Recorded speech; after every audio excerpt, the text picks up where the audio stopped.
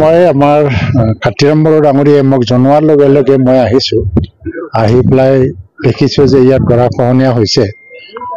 যোৱাবাৰো মই আহিছিলোঁ আৰু ইমিডিয়েট একশ্যন লৈ পেলাই পাৰ্কোপাইন দি কলিতা চোপা এইটো এই বছৰ অন্তত একো ক্ষতি হোৱা নাই। তো এইটো আৰ্চিতল বুলি যিটো বৰিষা ডঙা, ইয়াত আকৌ নতুন নিৰ্বাচন আৰম্ভ হৈছে। ইয়াত বিভিন্ন কাৰণ এই অঞ্চলত এটা মথাউৰি দিয়া হ'ল ৱাটাৰ ৰিচোৰ্চ ডিপাৰ্টমেণ্টৰ পৰা। সেই সময়তো মই আমাৰ কাতিৰাম বড়োৱে কোৱাৰ কাৰণে মই লিখি দিছিলোঁ পীযুষ হাজৰিকাক, ইয়াত মথাউৰি লাগে। আৰু পীযুষ হাজৰিকাই এইটো চেংচন কৰিও দিছে। মথাউৰি বনি আছে, এতিয়ালৈকে সম্পূৰ্ণ 13 কিলোমিটাৰ মথাউৰি। ইয়াত যিটো পাৰ্কোপাইনৰ প্ৰয়োজন হয় সাময়িকভাৱে, এইটো অন্তত এই বাৰিষাৰ ছিজনত যাতে ইৰচন আকৌ নহয়, পাৰ্কোপাইন দি পেলাই এইটো ৰক্ষা কৰিব লাগে। তাৰ কাৰণে মই এইমাত্ৰ ইয়াৰ পৰাই ৱাটাৰ ৰিচোৰ্চেছ মিনিষ্টাৰ পীযুষ হাজৰিকাৰ লগত কথা পাতিলোঁ। তো আজিৰ ভিতৰতে এইটো নিৰ্দেশ দিব। বিভাগীয় যিটো অফিচাৰসকল আছে, ইঞ্জিনিয়াৰ আছে, ৱাটাৰ ৰিচোৰ্চেছৰ ইঞ্জিনিয়াৰ, তেওঁলোকক তেওঁ নিৰ্দেশ দিব। এতিয়া সোনকালে ইয়াৰ ব্যৱস্থা ল'বৰ কাৰণে তেওঁ মোক প্ৰতিশ্ৰুতি দিছে। এইটো ছাৰ্ভে কৰিব আমাৰ 13 কিলোমিটাৰটো এতিয়া বনি আছে, এইটো নতুন নহয়, মথাউৰিটো হৈ আছে। এইটো একেবাৰে হলা পাৰৰ পৰা কদমতলা হলা পাৰৰ পৰা বড়োচোপালৈকে এইটো অলৰেডি হৈ গ'ল। যোৱা বছৰতে পীযুষ হাজৰিকা নিজে আহি পেলাই বনাই আছে। এইটো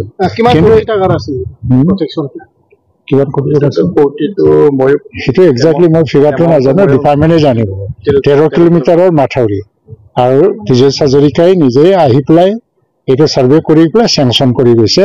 আৰু মই তেতিয়া লিখিতভাৱে ৰিকমেণ্ডেশ্যন এটা দিছিলোঁ যে যিহেতু মোৰ বিভাগ নহয়, বেলেগৰ বিভাগ, এইটো কৰিব লাগে বুলি। তেখেতে মই ৰিকুৱেষ্ট কৰাটো ৰাখি পেলাই মোক জনাইও দিছে যে মই চেংচন কৰিলোঁ। কিন্তু ইয়াত সমস্যাবিলাক নতুন আহি গৈছে। ইয়াত বহুত ধৰণৰ সমস্যা ৰাইজে কৈ আছে।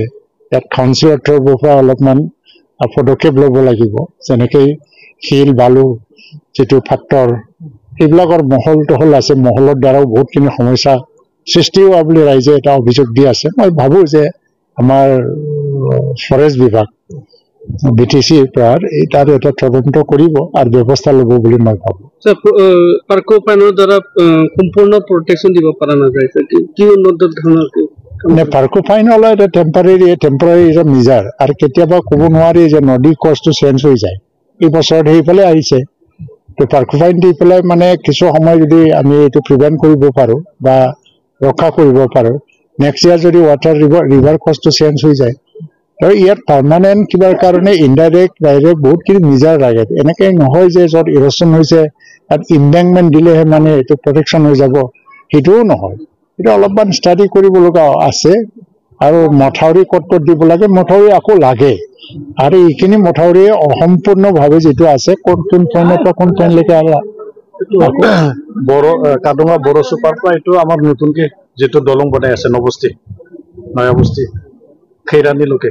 খৈৰাণীলৈকে, এই মানে বড়োচোপাৰ পৰা খৈৰাণীলৈকে যিটো মথাউৰি লাগে, এইটো এটা প্ৰপ'জেল আছে। এইটো কেতিয়া চেংচন হয় তাৰ কাৰণে মই নিশ্চয় কাম কৰিম আৰু ব্যৱস্থা ল'ম।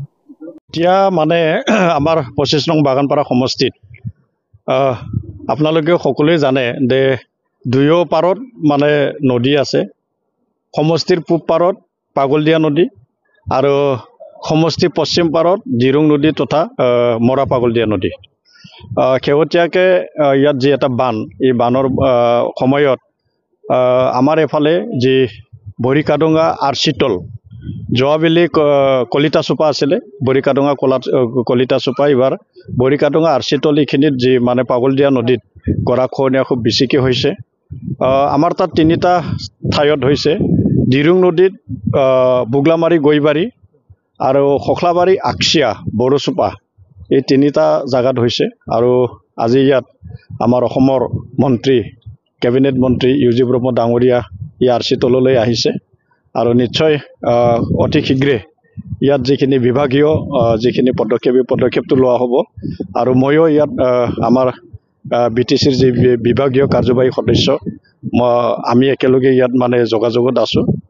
আৰু আজি যিহেতু ইয়াত মন্ত্ৰী আহিছে, আমাৰ ইউজি ব্ৰহ্ম ডাঙৰীয়া আহিছে, নিশ্চয় খুব সোনকালে ইয়াত পদক্ষেপ এটা হ'ব ইতিমধ্যে আমি চৰকাৰ গঠন কৰাৰ পিছতে 2020 চনতে এই সময়ৰ ৱাটাৰ ৰিচোৰ্চৰ সেক্ৰেটাৰী সাম আব্বাসী এই আব্বাসীক মই ইয়ালৈ মাতি আনিছিলোঁ আৰু আমাৰ যি সমষ্টি একেবাৰে দক্ষিণ পাৰ বালাচোপা উত্তৰ বৰছিলাৰ যিটো বালাচোপা এই বালাচোপা যোৱা যিটো মানে বিত্তীয় বৰ্ষ ইয়াত বালাচোপাৰ পৰা জাৰ তালুকলৈকে হ'ল আৰু এই বিত্তীয় বৰ্ষত 2023 আৰু 2024 আৰু 2025 চনৰ যিটো বিত্তীয় বৰ্ষ এই বিত্তীয় বৰ্ষৰ কদমতলা হলাপাৰৰ পৰা বৰিকাডোঙা বৰচোপালৈকে বনোৱা হৈছে মোৰ এটা প্ৰস্তাৱ আছিল যে এই মাথাউৰিটো পাগলদিয়া নদীত আমাৰ যেটো মানে পাগলদিয়া নদীৰ পূবপাৰ এই পূবপাৰটো আমাৰ নবস্তি খিৰানিলৈকে হ'ব লাগে ইতিমধ্যে বেছি দূৰ নাই খুব যদি বাকি আছে ইয়াত 2 কিলোমিটাৰ মান বাকি আছে নহয় জানো 2 কিলোমিটাৰ মান বাকি আছে আৰু যেহেতু ইয়াত বিভাগীয় মন্ত্ৰীৰ লগত আজি আমাৰ ইউজি ব্ৰহ্ম আমাৰ হ্যান্ডলুম এণ্ড টেক্সটাইল আৰু সয়েল ডিপাৰ্টমেণ্টৰ মন্ত্ৰী ইউজি ব্ৰহ্ম ডাঙৰীয়া এই বিভাগীয় মন্ত্ৰীৰ লগত যোগাযোগ হৈছে আশা ৰাখিছোঁ আগন্তুক যি মানে খৰালি মাহ এই খৰালি মাহত আমাৰ বাকি থকা যিখিনি মাথৰিখিনিটো সম্পূৰ্ণ হ'ব আৰু খুব সোনকালে ইয়াত যেহেতু গৰখনীয়াতে এটা ভয়াবহ এটা ৰূপ লৈছে আমি নিশ্চয় এটো অতি শীঘ্ৰে ইয়াত এটো প্ৰতিৰোধ কৰাৰ কাৰণে যে এটা পদক্ষেপ এই পদক্ষেপটো আমি ল'ব পাৰিম